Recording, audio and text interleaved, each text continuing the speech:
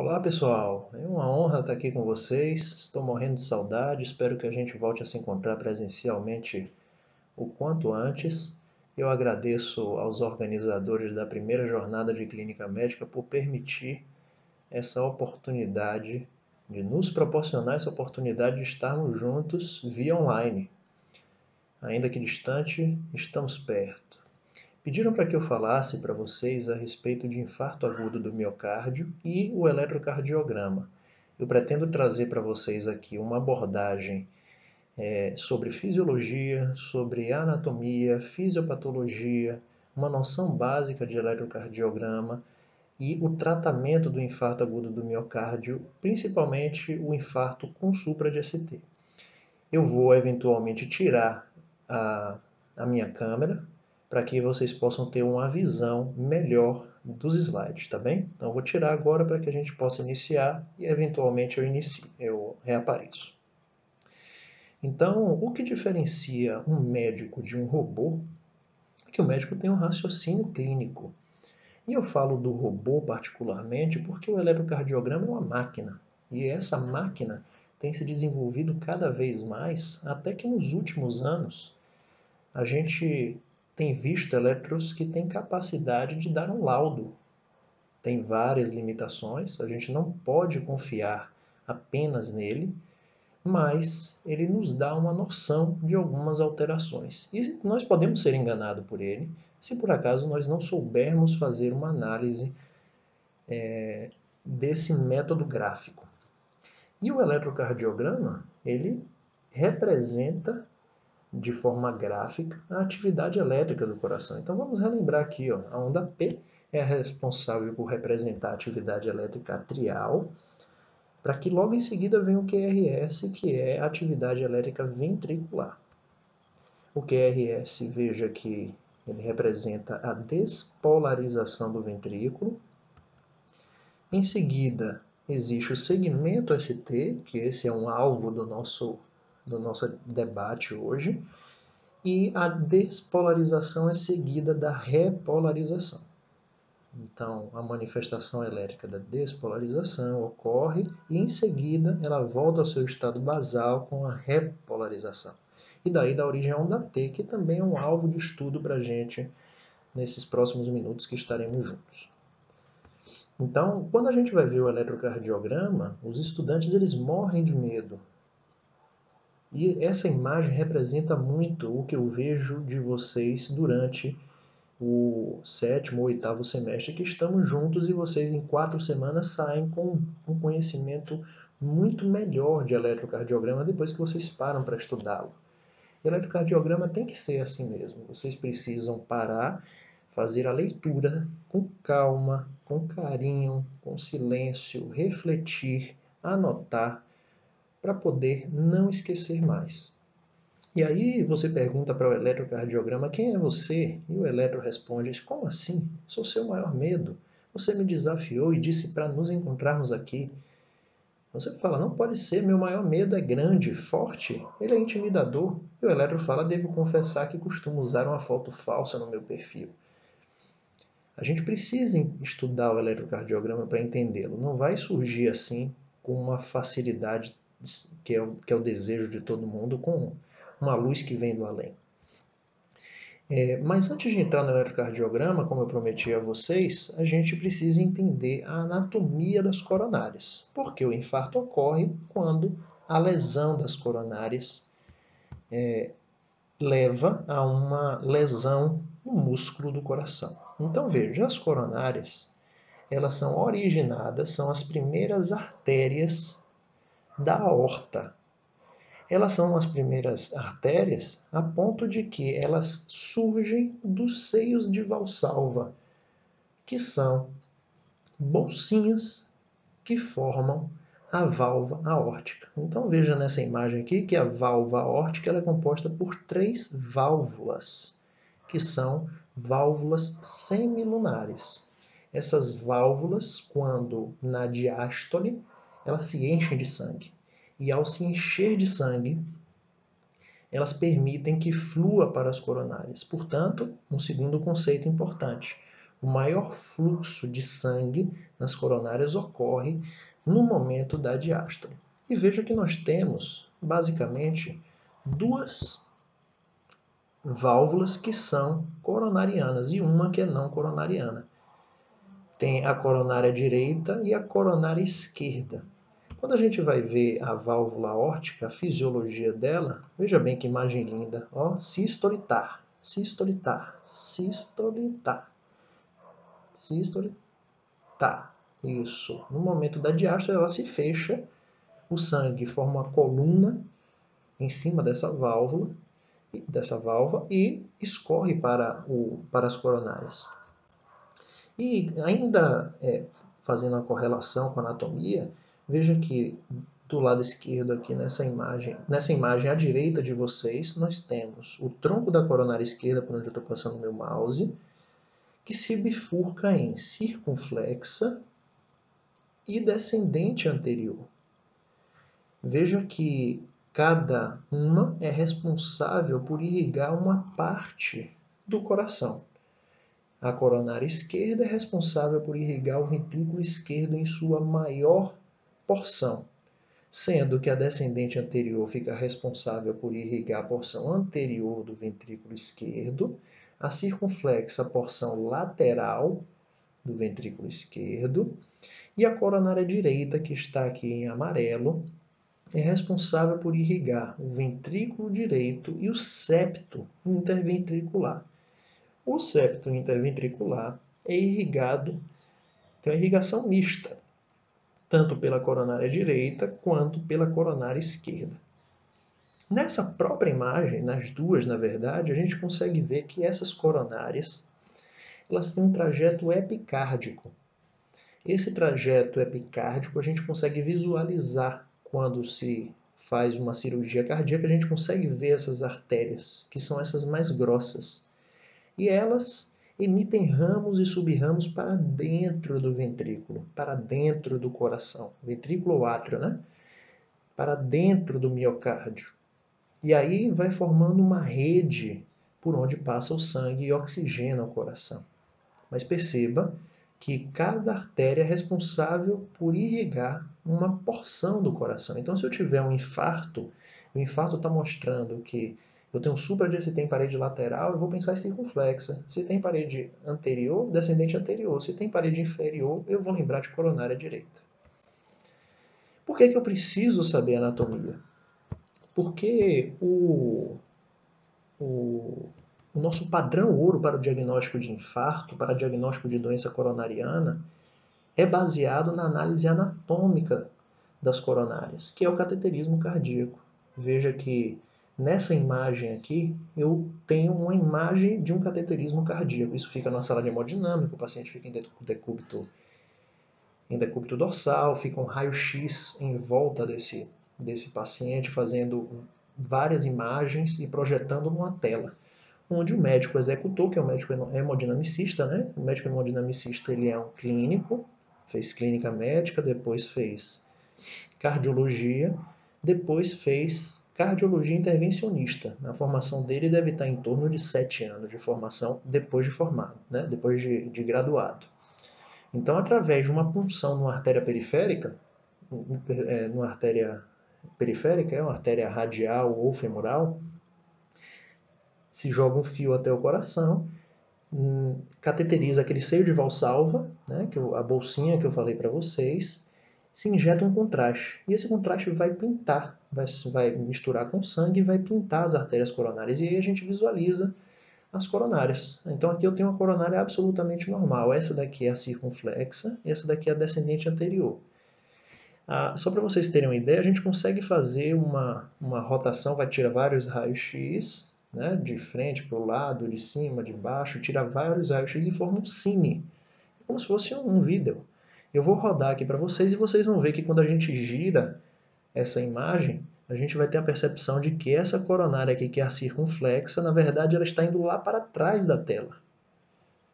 E essa daqui está indo para o septo interventricular, que é a descendente anterior. Então eu vou rodar, veja que essa daqui, ó, a gente vai ter uma sensação de que ela vai lá para trás, ó. Ou ela indo lá para trás, tá vendo? e a descendente anterior aparecendo aqui. Okay? A circunflexa indo lá para trás e vejo agora se mudar a posição do catéter, indo para a coronária direita, eu faço a mesma coisa e vejo a coronária direita no formato de C e seus ramos, né? A descendente posterior era aquela que estava indo para baixo e a ventricular posterior é essa que está indo aqui para cima. E elas vão todas em direção ao crus cordis, né? Que é onde se unem todas essas, a anastomose de todas essas artérias coronárias, ok? E além da anatomia, da fisiologia, a gente precisa entender a fisiopatologia da doença aterosclerótica. Então veja que eu tenho uma artéria, essa artéria ela tem as suas camadas fisiológicas, sua histologia habitual, existem os elementos sanguíneos circulando por aqui, e existe um grande vilão, que é o LDL. As partículas de LDL elas podem ultrapassar essa barreira, se acumular, formar um processo inflamatório entre a túnica íntima e a muscular. Esse processo inflamatório pode durar anos, mas de forma, aqui nesse momento, eu tenho uma doença crônica e que eu posso viver em paz. Mas quando acontece isso, eu não posso mais viver em paz, porque isso é um infarto. É uma síndrome coronariana aguda, na verdade. E se eu tiver uma oclusão total dessa artéria, eu vou chamar de infarto agudo do miocárdio com supra. É um processo fisiopatológico complexo que pode ser resumido naquela imagem. E o processo ele é um contínuo. A partir do momento que existe esse processo obstrutivo, ele vai formando uma cascata no músculo cardíaco. Então, se a gente reconhecer que a coronária ela é um vaso epicárdico, ela está passando aqui pelo epicárdio, e ela emite ramos e subramos para dentro do miocárdio. Se por acaso tiver alguma obstrução aqui, a primeira porção a sofrer vai ser essa porção mais distal, vai ser a porção endocárdica, né? Que é aquela mais distante da obstrução. A porção que vai menos sofrer vai ser essa porção proximal. Aí veja que gradativamente a isquemia ela vai se transformando em lesão, essa lesão vai se expandindo em direção ao epicárdio e aos poucos vai aparecendo a área de necrose, que é a área onde existem células mortas. Isso acontece muito parecido com o AVC ou qualquer doença aterosclerótica aguda, ok? Até que chega um momento, a partir de 2 horas já começa a aparecer lesões irreversíveis, né? Mas se passar de 24 horas de um infarto agudo com supra, onde tem obstrução total, ao acometimento transmural. O que é isso? Ocorre acometendo toda a parede sem oxigenação.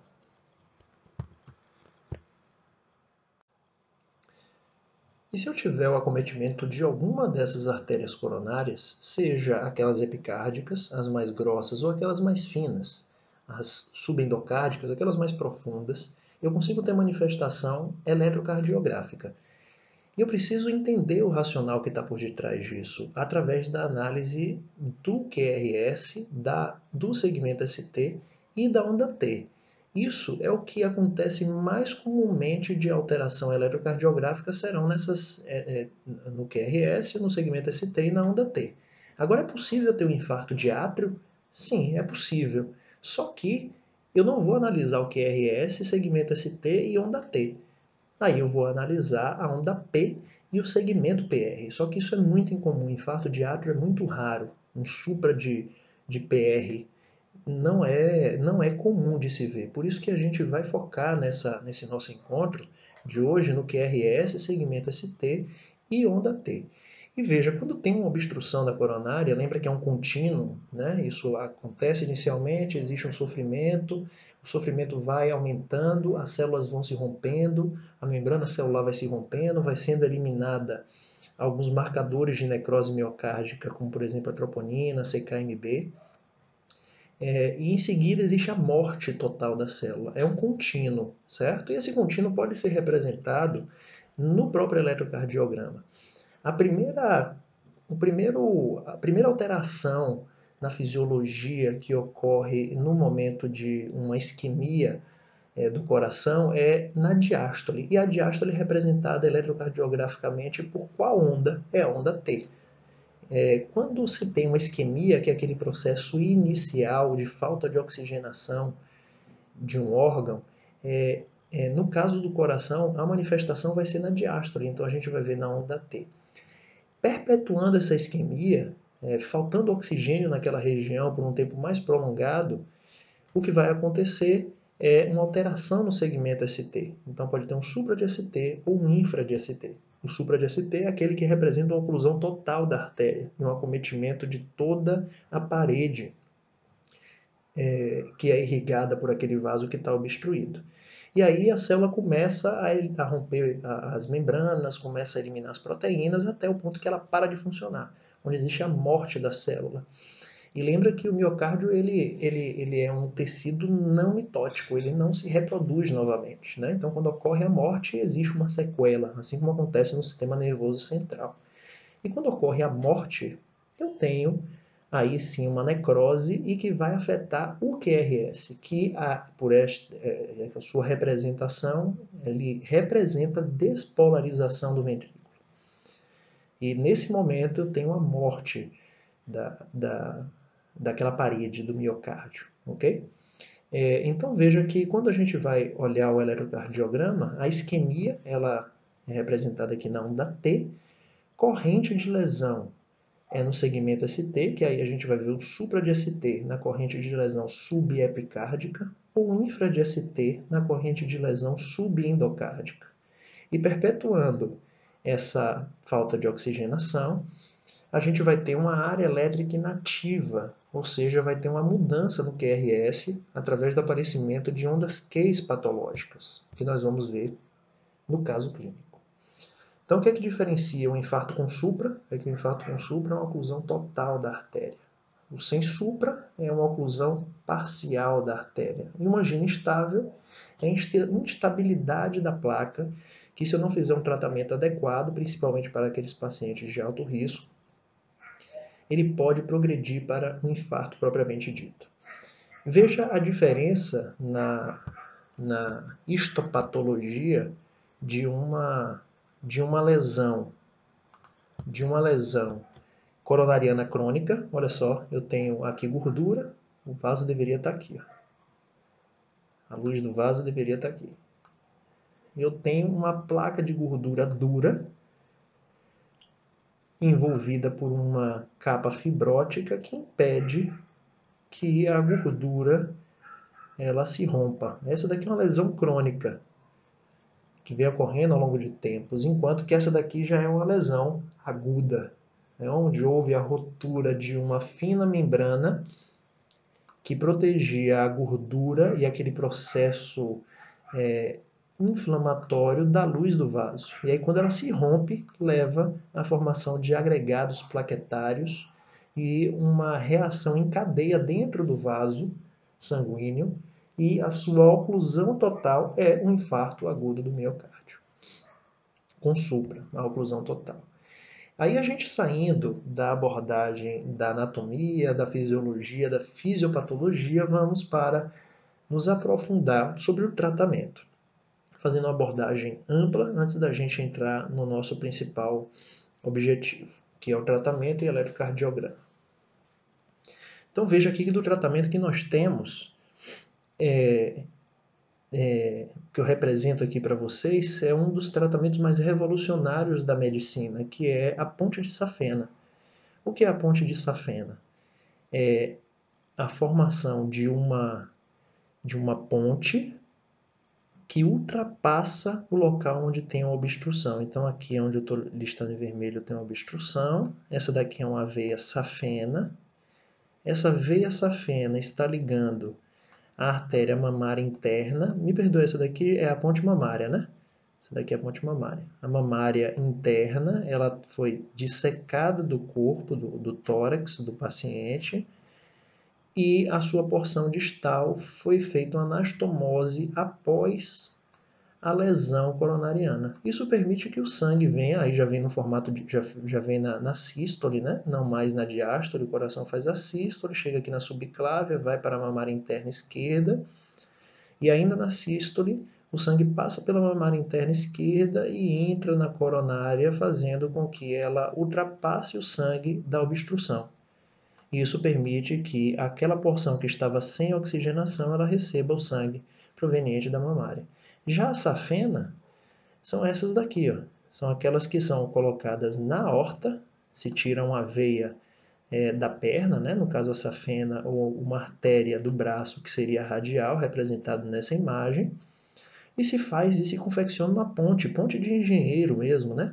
Onde se coloca um local conectando ao outro. E o local qual é? É a aorta se conectando além da obstrução. Aqui é uma imagem no intraoperatório de uma cirurgia de revascularização do miocárdio. Essas daqui são pontes de safena, indo além da obstrução.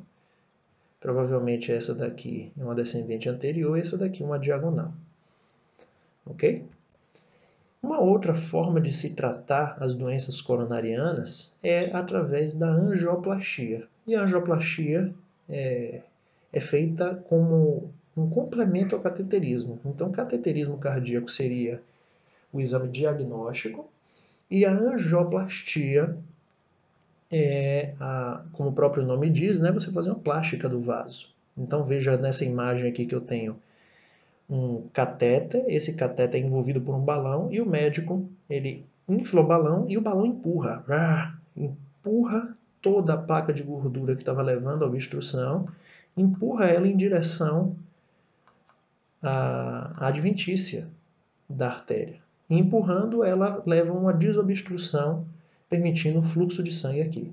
No momento do infarto, é necessário fazer essa desobstrução de forma rápida. Isso vocês se lembram que tempo é músculo. Então tem aqueles tempos porta-balão, porta-agulha, que quanto mais rápido fizer o tratamento, melhor para o paciente, mais ele vai se beneficiar. E quando se faz angioplastia por balão, pode-se incrementar com uma técnica com uso através de stent. E o stent o que é? Uma prótese metálica eluída com fármacos, aí o stent farmacológico, né, que é diferente do stent convencional. O stent convencional não tem fármacos.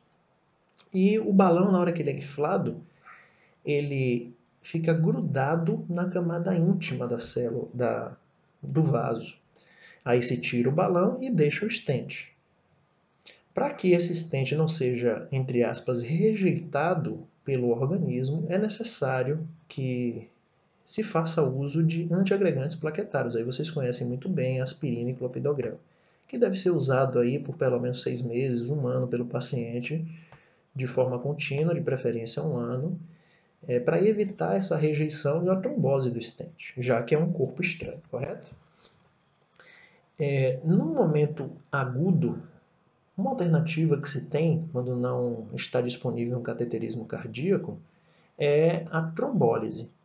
A trombólise é através de um mecanismo farmacológico onde tem a lise do fibrinogênio, onde eu tenho a formação de um agregado plaquetário, de um coágulo. A fibrinólise leva a lise dessa rede de fibrina, liberando aquela cascata do processo de agregação e assim revertendo a obstrução, ok? Na maioria das vezes é metabolizado pelo fígado. E o exemplo que se tem é o alteplase. Agora, por que nós tratamos o infarto agudo do miocárdio? Para evitar complicações. Qual é a principal complicação de todas? É a morte, né? No momento do infarto agudo do miocárdio, pode desenvolver arritmias malignas. Então veja aqui que eu tenho um ritmo sinusal, provavelmente, né? Um DAP antecedendo o QRS. Para eu saber se é ritmo sinusal, tenho que fazer um eletro de 12 derivações. E eu já vejo sofrimento. Opa, surgiu uma taquicardia ventricular. Essa taquicardia ventricular, ela, se não for prontamente revertida com cardioversão elétrica, nessa situação que ele está sofrendo um infarto, vai degenerar para uma fibrilação ventricular. E a fibrilação ventricular é a morte. Se a gente não intervir agora, ele entra em assistolia e existe como consequência a disfunção dos múltiplos órgãos provocados pela falência do coração. Correto? Esse daí é o principal objetivo da gente evitar um infarto, mas existem outras complicações, aquelas complicações mais crônicas, né, como por exemplo a insuficiência cardíaca, que é uma das principais, está entre as 5 principais causas de internamento no Brasil, e de abstinência ao trabalho, né, deixar de ir ao trabalho, e isso traz repercussões econômicas muito grandes. Mas existem outras complicações agudas. O infarto agudo do miocárdio, se ele acometer o local onde se insere a válvula mitral através dos músculos papilares, lembra que a válvula mitral ela fica grudada ao miocárdio ventricular através dos músculos papilares e das cordas tendíneas. Se por acaso tiver uma morte dessa região onde se insere, eu vou ter uma disfunção da válvula mitral, inclusive pode ter rotura da válvula mitral. E essa ruptura da válvula mitral leva ainda um fator complicante, com necessidade de uma cirurgia imediata para esse paciente que está numa síndrome coronariana aguda. E aí, obviamente, é uma autópsia, né? O paciente não está mais vivo, então é um coração transplantado, provavelmente. E aí a gente consegue identificar que existe um coágulo obstruindo a artéria coronária e existe uma área de sofrimento do miocárdio aqui com a área mais enegrecida.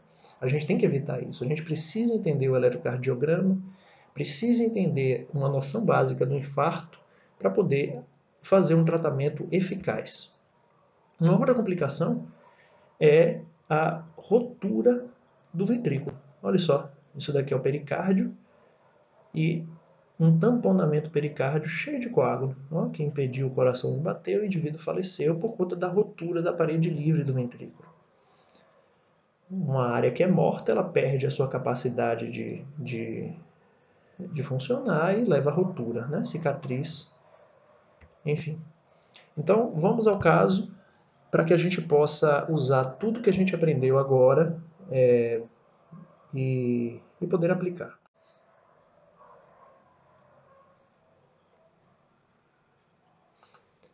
Então, esse caso é de uma senhora que ela se chama Mona, né? Ela tem um restaurante chamado Mona Chef. Vocês vão entender por quê. Com certeza, boa parte de vocês já sabem por que tem esse nome. A paciente, só para a gente se lembrar que o tratamento do infarto usa morfina, oxigênio, nitrato, aspirina, clopidogrel, heparina, estatina e fibrinolítico. Mas vamos lá. É um caso de uma paciente que tem 53 anos de idade. Ela tem alto risco aterosclerótico, então ela tem história familiar de doença arterial coronariana precoce. O pai dela faleceu aos 42 anos de morte súbita. Ela mesma já teve um passado de infarto, já teve que fazer cateterismo e angioplastia, olha só.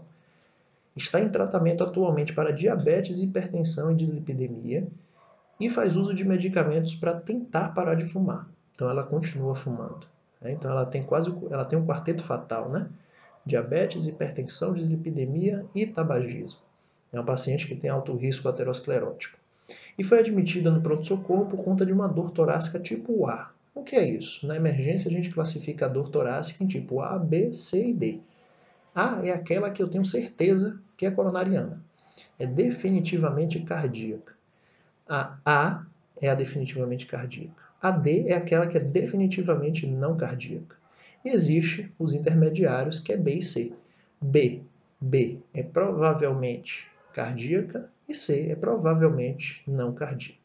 Mas essa paciente chegou com um quadro de dor torácica do tipo A, aquela clássica coronariana, tipo opressiva, grau 8 em 10, intensa, irradiava para o membro superior esquerdo. Não necessariamente o infarto deve irradiar para o membro superior esquerdo, pode irradiar para o membro superior direito ou os dois, ou a cervical, e está associado à sudorese profusa e dispneia. Isso a gente tem que respeitar. Quando o paciente está suando, ele não tem controle sobre o suor.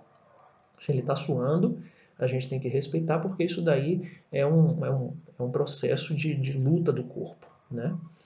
Isso aconteceu de início súbito ao repouso e persiste há mais de 3 horas. Eu já tenho aqui uma noção que é uma paciente de alto risco com uma característica de dor que me chama a atenção de ser coronariana. E como ela é obesa, ela tem muitos gases, ela achou que poderia melhorar usando remédio para gases, simeticona, e não melhorou. Quando a gente examina essa paciente, Isso a gente tem que fazer muito rápido, né? Porque se eu estou suspeitando, eu tenho uma dor torácica, eu tenho que fazer um eletrocardiograma em menos de 10 minutos. Esse é o perfeito. Eu tenho que fazer um eletrocardiograma em menos de 10 minutos. Enquanto que eu pedi o eletrocardiograma para fazer, eu examinei o paciente e identifiquei que tem um sopro de insuficiência mitral. A gente vai discutir por que existe esse sopro de insuficiência mitral, mas antes disso, lembra, já estou pedindo para o eletrocardiograma, tenho 10 minutos para fazer o mais rápido possível, quanto mais rápido melhor, porque se for supra, eu tenho que agir. Isso é o que a CLS propõe para a gente, é que a gente faça num curto intervalo de tempo, o eletro. Mas relembrando, a dor torácica ela tem várias causas. E quais são as causas que são potencialmente fatais? É o infarto, que nós já conversamos, a dissecção de aorta, tamponamento pericárdico ou pericardite, embolia pulmonar, pneumotórax, ruptura de esôfago e causas menos perigosas, como por exemplo condrite, mas que leva a sofrimento e a gente precisa entender que é um diagnóstico diferencial de dor torácica na emergência. Isso todo clínico precisa saber. Por isso a importância de vocês terem esse momento de discussão numa jornada de clínica médica. E fez o eletrocardiograma, mas você conseguiu ali colocar um monitor e no monitor você identificou esse eletrocardiograma aqui. Aí a gente vê aqui que tem uma onda P, um segmento PR, um QRS e tem um supra de ST. Né? Para quem não conhece um supra de ST, eu passo uma linha aqui do segmento PR, vejo que esse ponto J que a gente vai ver mais para frente, ele está supradesnivelado. Então isso aqui é um supra de ST, e aí eu consigo confirmar um infarto ou não? O que é que vocês acham? E quais são as possíveis razões para o sopro em foco mitral? Já vou responder para vocês. Eu não posso confirmar infarto só pelo monitor, gente. Não posso. Se o monitor mostra isso para mim, eu ainda tenho a obrigação de fazer um eletrocardiograma de 12 derivações ou de 16 derivações, isso vocês vão aprender ainda nesse nosso encontro, para identificar se tem realmente um supra de ST. Porque só o supra de ST ele não tem significado se não tiver em mais de 2 derivações contíguas. A gente vai ver o que é isso também. E as possíveis razões para o sopro em foco mitral é aquilo que a gente conversou, deve ter acometido uma porção onde está implantado o músculo papilar, que é o responsável pela tração da válvula mitral. E se ele não estiver tracionando a válvula mitral, consequentemente ele pode levar à insuficiência mitral. E aí a gente faz o eletrocardiograma de 12 derivações e nós reconhecemos as derivações D1, D2, D3, AVL, AVF, AVR. Essas são as derivações periféricas e as derivações precordiais V1, V2, V3, V4, V5 e V6. Eu reconheço que tem supra de ST, V1, V2, V3, V4, V5, V6, ó, posso dar um zoom aqui para vocês, tem um discreto supra de ST, pode pegar uma lupa para ver mesmo, mas faz sentido, né, porque são derivações contíguas. V1 é contígua de V2, de V3, V4, V5, V6. Além disso, em D1 tem um discreto supra, em AVL também. Isso daqui é um acometimento da parede anterior extensa, está pegando toda a parede anterior, inclusive com a imagem espelho. O que é isso? Eu tenho um supra aqui, se eu botar um espelho, eu vou ver lá embaixo um infra de ST. Mas o que vai prevalecer é o supra de ST, porque denota uma obstrução total da artéria coronária. E aqui eu trago para vocês a imagem do círculo de Einthoven e as derivações precordiais que está visualizando aqui. Ó. V1, V2, V4, V5, V6. Está vendo a parede anterior. E D1 e AVL, que está vendo a parede lateral. Então está vendo a parede anterior extensa. Com imagem espelho, como se eu colocasse um espelho aqui, eu vejo um infra de ST em D2, D3 e AVF. Ok? E o que é esse supra de ST? É sinônimo de corrente de lesão subepicárdica, enquanto que O infra de ST é corrente de lesão subendocárdica. Como é que eu identifico esse supra de ST? Veja que eu tenho uma linha reta aqui do segmento PR, se eu passar uma linha reta, que é a linha de base, vamos dizer assim. Se eu tiver no segmento ST um supra-desnivelamento, é supra de ST. Se eu tiver um infra-desnivelamento, é um infra de ST. E como é que eu vou tomar como referência? É o ponto J. O ponto J é o ponto de união do QRS com o segmento ST. Ele pode estar supra-desnivelado ou infra-desnivelado. Quando é que eu vou pensar que essa alteração é realmente patológica? É quando eu tenho uma nova elevação, ou seja, o paciente não tinha antes e agora tem, uma nova elevação do segmento ST medido do ponto J com mais de 1 milímetro em pelo menos duas derivações contíguas. Nós já falamos sobre derivações contíguas. Só que eu devo ter uma atenção especial a V2 e V3. Em V2 e V3, eu vou usar pontos de corte diferentes. Na mulher é 1,5 e no homem, com mais de 40 anos de idade, vai ser 2 quadradinhos. Se o homem tiver menos de 40 anos, serão 2 quadradinhos e meio. Okay? Isso daqui justifica-se porque não é raro nós observarmos um tipo de alteração que se chama repolarização precoce. Essa repolarização precoce, ela confunde muito com o infarto, com o supra de ST, que denota uma obstrução das coronárias, mas que a gente consegue diferenciar dessa forma. Uma repolarização precoce, geralmente ele tem um supra de ST que ele tem a concavidade voltada para cima, enquanto que o supra de ST, por causa de uma obstrução da coronária, ele tem a concavidade voltada para baixo.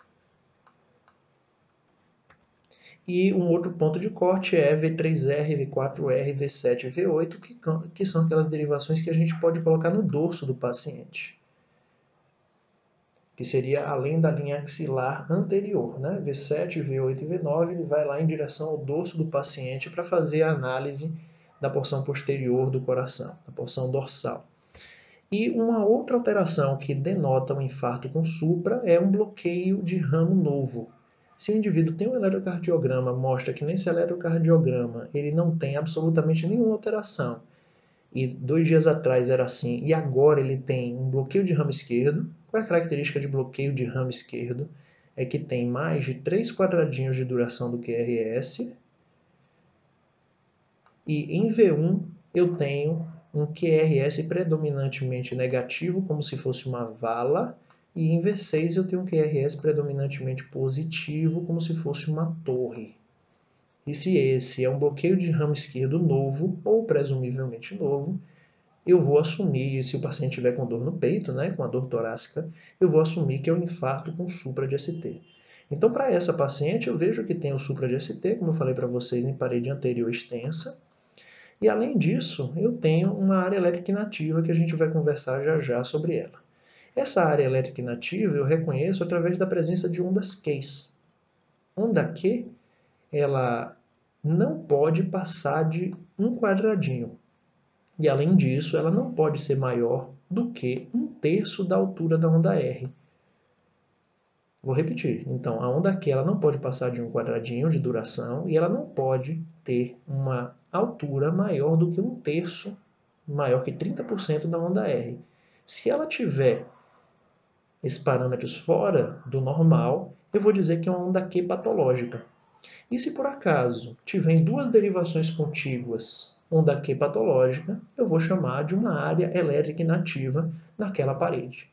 Então, se D2, D3 e AVF eu tiver onda Q patológica, eu vou reconhecer que eu tenho uma área elétrica inativa em parede inferior. Se eu tiver uma onda Q patológica em D1 e AVL, eu vou dizer que é uma área elétrica inativa em parede lateral. Se eu tiver onda Q em V1, V2, V3, V3, V4, V5, V6, como daquele paciente, eu vou dizer que é parede anterior. Se pegar D1 e AVL, eu vou dizer que é anterior extensa. Então veja que eu já saí da área onde ocorre a corrente de lesão para a presença de uma área elétrica inativa. Okay? Aqui são exemplos de onda Q patológica, ó, onde tem mais de um quadradinho de duração e mais de 30% da amplitude da onda R. Aqui também um exemplo de de onda Q patológica. Aqui não é onda Q patológica, ó, veja que é bem miudinha, tem menos que um quadradinho de duração e menos que 30% da amplitude da onda R. O ideal é que tenha os dois, né? Que tenha esses dois critérios para se estabelecer uma onda Q patológica. E aqui o próprio Malcolm traz para a gente essa imagem, que a onda Q em AVR, já que a VR está aqui, right à direita, ele está vendo a despolarização ventricular se afastar, consequentemente ele tem uma onda Q que nunca vai ser patológica, ok?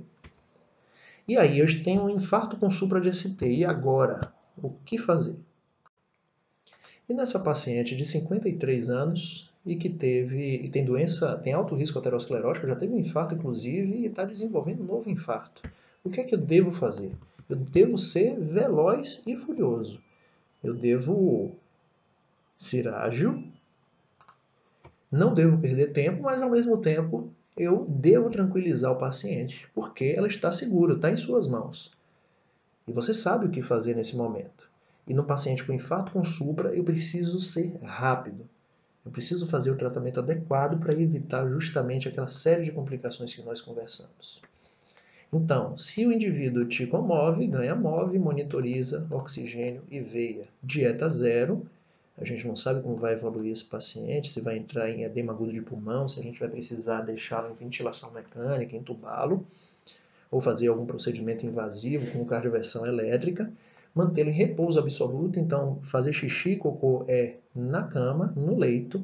Se por acaso tiver uma queda na oximetria, na oxigenação, devo fazer suporte de O2.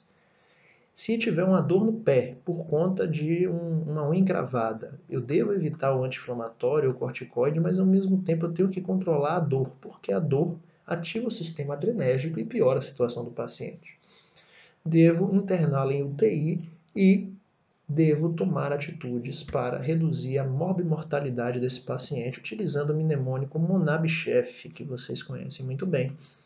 Lembrando que M de morfina, O de oxigênio, N de nitrato, aspirina, beta-bloqueador, C de clopidogrel, mas existem outros antiagregantes como ticagrelol e prasugrel, H de heparina, onde se completa a terapia antitrombótica desse paciente, E de estatina, F de fibrinolítico. Lembrando que o uso de beta-bloqueador ele é algo delicado e só devo usar em casos de condições especiais. O que eu devo estar preparado para o paciente que está infartando é o uso de antiagregante, aspirina, clopidogrel, anticoagulante, heparina, estatina, e eu devo dar prioridade máxima. Eu vou até colocar minha câmera aqui para olhar para o olho de vocês. Eu devo dar prioridade máxima para a reperfusão. Se está obstruído no paciente agudo, com infarto com supra, eu tenho que desobstruir de forma imediata e o mais rápido possível. Seja através do F, fibrinolítico, ou através de um cateterismo, angioplastia. E aí vocês precisam ficar atentos aos tempos de porta-agulha, porta-balão que o ACL traz para a gente. Isso é algo que você precisa sentar, ler, estudar e anotar para que não perca esses tempos e entender bem o que é que significa esses tempos, mas acima de tudo é para priorizar que o paciente não perca músculo. Lembre, o tempo é músculo. Olhei no olho, então ficou o recado. Não é isso, gente? Beleza. Então eu tenho aqui o paciente que tem infarto com supra. Esse supra é notório aqui em parede anterior extensa. Eu tenho uma área elétrica inativa. Olha só, a onda Q presente aqui em parede anterior extensa. Então esse paciente certamente tem mais de 2 horas de evolução de infarto, porque a partir de 2 horas que começa a surgir áreas de morte celular, né? Veja que se estende a parede lateral, por isso que é anterior extensa, no paciente que está com ritmo sinusal taquicárdico. Veja que entre um R e outro eu tenho 3 quadradões, então a frequência cardíaca deve estar em torno de 100 batimentos por minuto. Eu tenho uma imagem espelho aqui em parede inferior, mas o que importa mesmo é a presença desse supra, ok? Esse paciente ele foi submetido a cateterismo cardíaco e veja que quando injeta o contraste aqui, ele pinta todo o seio de Valsalva, só que não preenche a coronária. Isso significa que tem uma obstrução no tronco da coronária esquerda. Olha só que condição grave que a gente está vivendo. Deixa eu só tirar minha imagem aqui.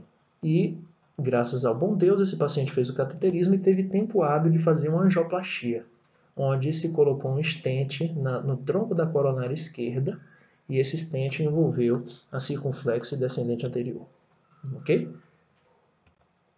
Quando essa daqui é uma imagem de uma ventriculografia. O que é isso? O catéter que antes estava na válvula aórtica, ficava aqui, ele foi inserido mais profundamente, colocado dentro do ventrículo e ejetado o contraste. Esse contraste, ele pinta todo o ventrículo e assim a gente consegue avaliar se existe alguma disfunção, se tem uma parte do ventrículo que não está batendo. Então aqui é a porção basal, aqui é a porção média e aqui é a porção apical do ventrículo. Então vou rodar o vídeo aqui para vocês verem que essa porção aqui basal, ela bate muito bem. Agora essa porção aqui médio apical não está batendo legal. Vocês conseguem ver? Mais uma vez. Essa porção aqui não está batendo, muito pelo contrário. Na hora que faz a contração, ela vai para fora. É uma área discinética.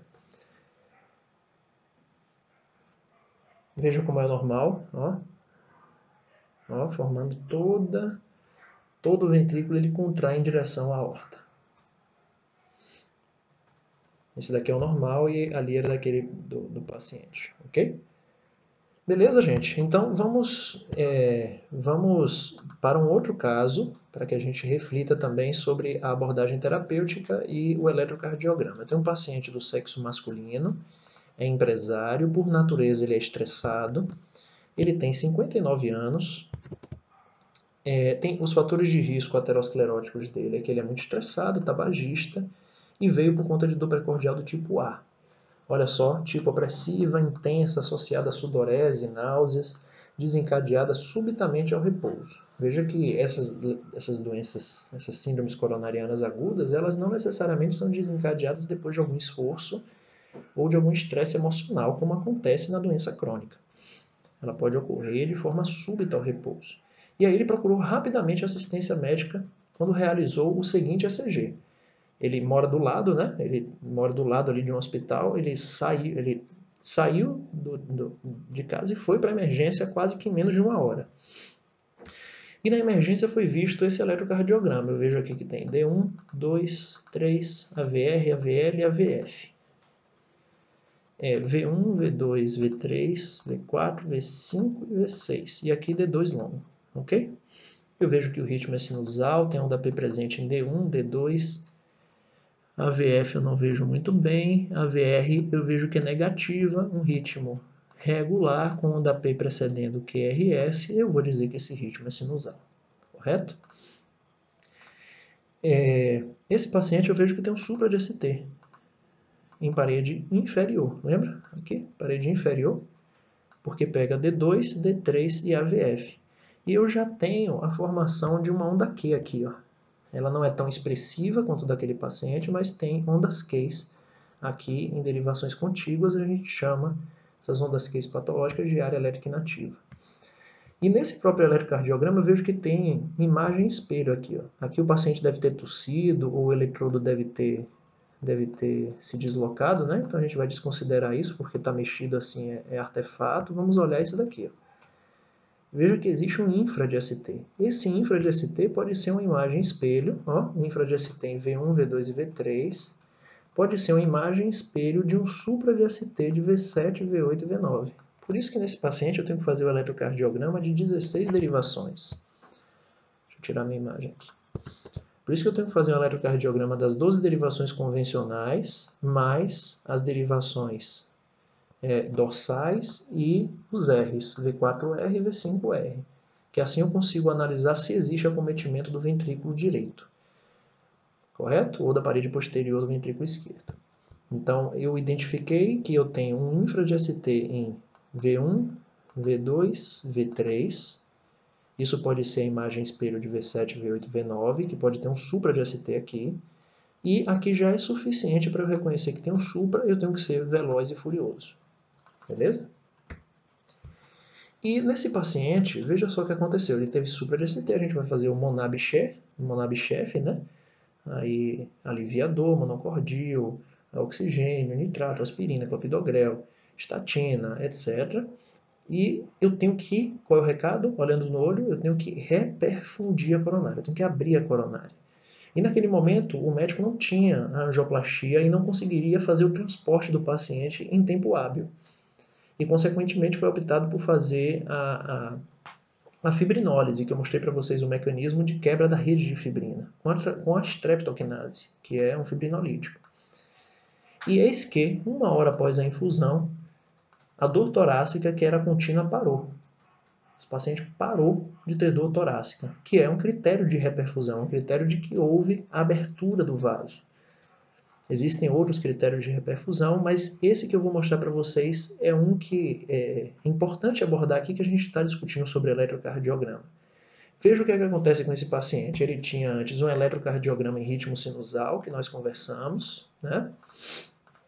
E agora ele tem um eletrocardiograma que eu não consigo identificar um da PEN D1, D2, AVF, em AVR, mas eu vejo que é um ritmo regular. E eu vejo também que o QRS ele é largo. Olha só. Olha esse V1 que eu sinalizei e olha esse. Não era assim. Tinha outra morfologia. Esse ritmo que a gente chama de um ritmo de reperfusão, que é algo parecido com um atordoamento do ventrículo. Ele recebeu um baque, ficou com a artéria ocluída, recebeu uma carga de isquemia importante. Essa carga de isquemia significante ela foi rompida através da fibrinólise. E essa fibrinólise volta o oxigênio a circular com força lá, no músculo de volta, e ele fica atordoado. Meu Deus, o que está acontecendo? Não sei o que é isso.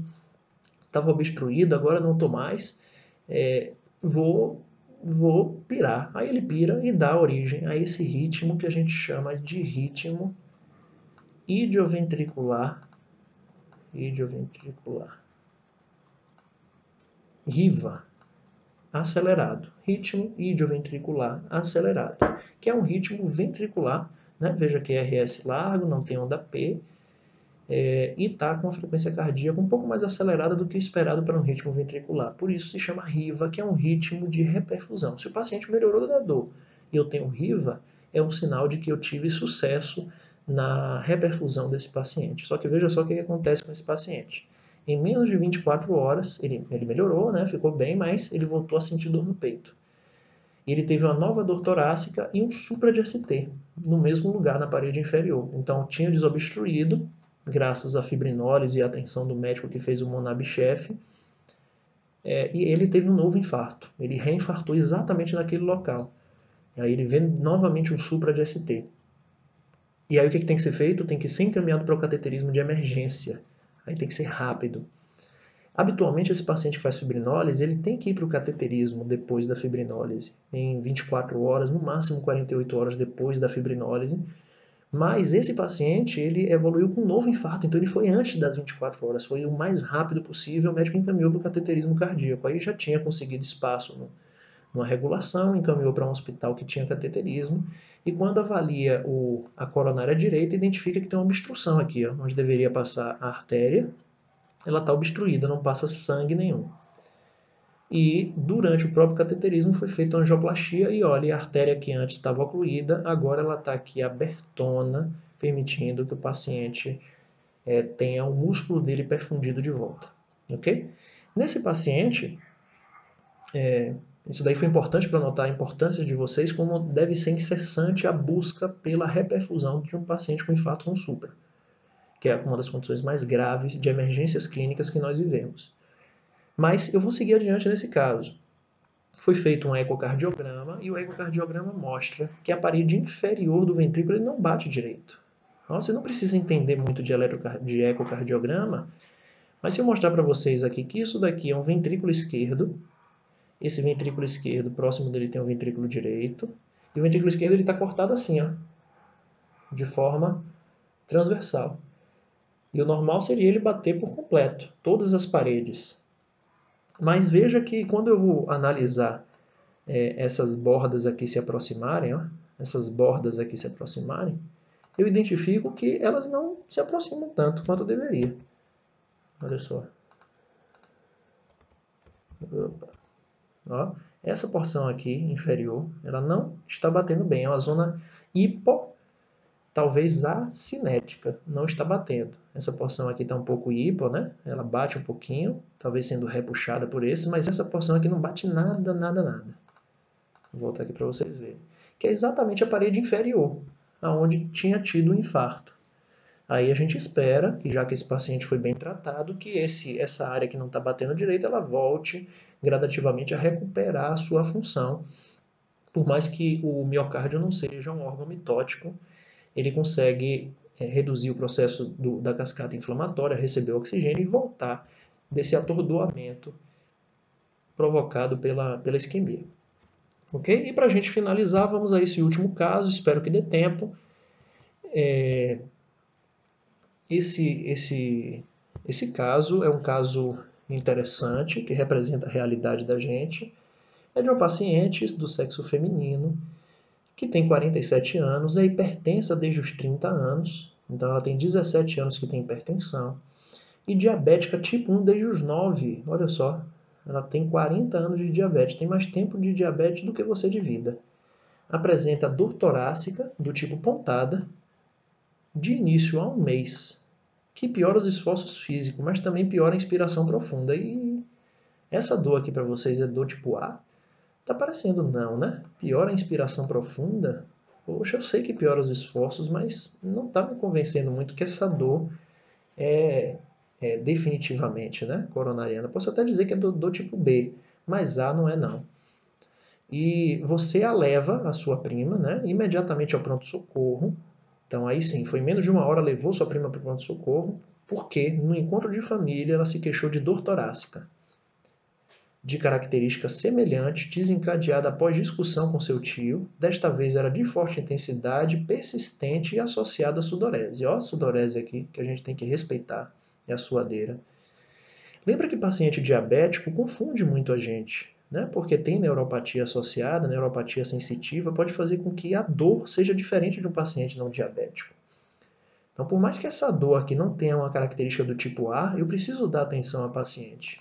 E aí, quando eu reconheço que ela teve uma dor que mudou de característica, passou a ser mais intensa, que teve sudorese, que a gente respeita muito, desencadeada depois de uma discussão, e rapaz, tenha medo, principalmente na paciente diabética. No exame físico, é uma paciente que é obesa, então ela tem a tríade, né? Obesidade, hipertensão, diabetes.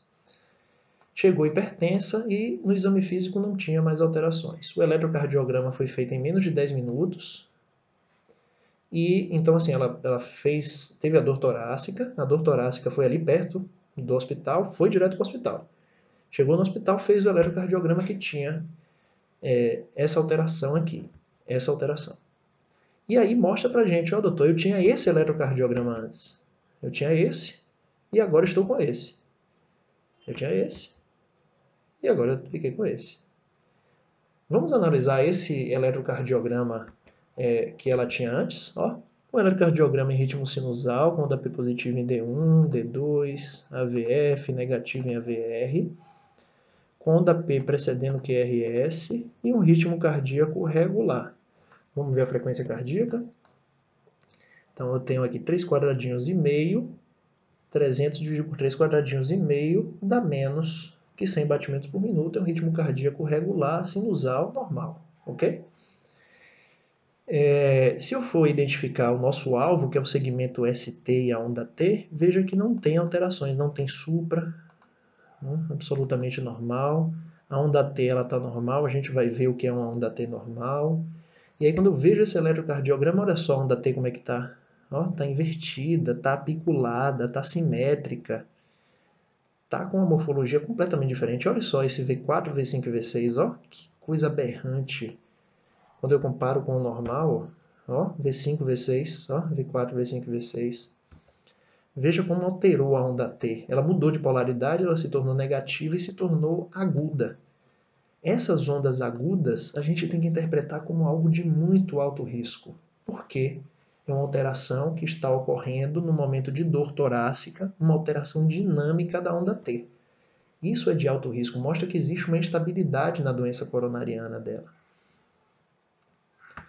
E quando eu vou analisar a onda T, eu tenho que lembrar que ela tem algumas características de normalidade. O que é uma onda T normal? ela tem que ter assimetria. Ó, ela sobe lento e desce rápido. Ela tem que ser assimétrica. Se ela for simétrica, eu já tenho alteração da repolarização ventricular.